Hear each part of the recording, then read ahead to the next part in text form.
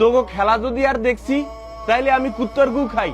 তোগো খেলা যদি আর দেখছি, জীবনে যদি তোগো আর খেলা দেখছি তাইলে আমি কুত্তর গু খাই। কান ধরে উঠবাস করলাম, কান ধরে উঠবাস করলাম, কান ধরে উঠবাস করলাম, কান ধরে উঠবাস করলাম, কান ধরে উঠবাস করলাম। তোগো খেলা আর জীবনে দেখবো না, তোগো খেলা আর জীবনে দেখবো না।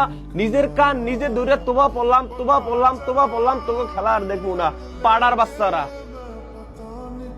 না মাহমুদুল্লাহ রিয়াদের না, আমি দেখছি লিটন দাস না, লিটন দাসের তারা আছে, ঠিক আছে, 16 গতির তারা। এত 16 গতির তারা হইয়া সেটা 12 ওভারে 116 রান করা সম্ভব না। আমি একমাত্র তারা দেখছি তৌহিদের, প্রথম এসে 2-1 বল খেলা, এরপর তার বাউন্ডারি ধান্দাই বাউন্ডারি, কিভাবে বাউন্ডারি মারবে, কিভাবে 12 ওভারের ভিতরে 116 রান কমপ্লিট করবে। কি ওয়াসাম বোলিং, কি অসাম বোলিং করে 116 রানের ভিতরে আস্তে করে আটকাই দিছে। এরপর 10 ওভারের ভিতরে 116 রান করা সম্ভব।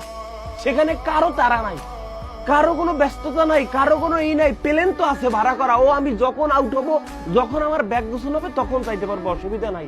বলদের ঘরের বলদরা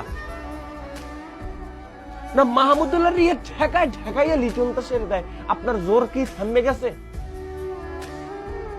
আমার কথা হচ্ছে উইকেট যাবি যা, আমি 1 বলে আউট হবো, আমি ওটা পিড়েই আউট হবো, বাউন্ডারিতে ক্যাচে দিয়ে আমি আউট হবো।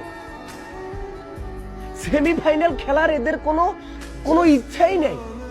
সাকিব আল হাসানকে ফিল্ডিং এ বসে দেখছি হাহাকার করতেছে, কিভাবে কম রানের ভিতরে আটকানো যায়। আসছে আইসে ক্যাচ উঠতে গেছে, লাখ খারাপ হয় নাই।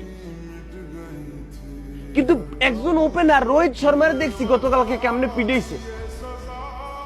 এখন বলতে পারেন তো রোহিত শর্মা আর তানজিম তামিম তো এক জিনিস না। তাই এক জিনিস না, ঠিক আছে, মানুষের তো একটা এগ্রেসিভ মুভমেন্ট তো থাকে নাকি, একটা এগ্রেসিভ একটা সিচুয়েশন তো তৈরি করার একটা মন মানসিকতা, এই মন মানসিকতাই নাই এদের ভিতরে।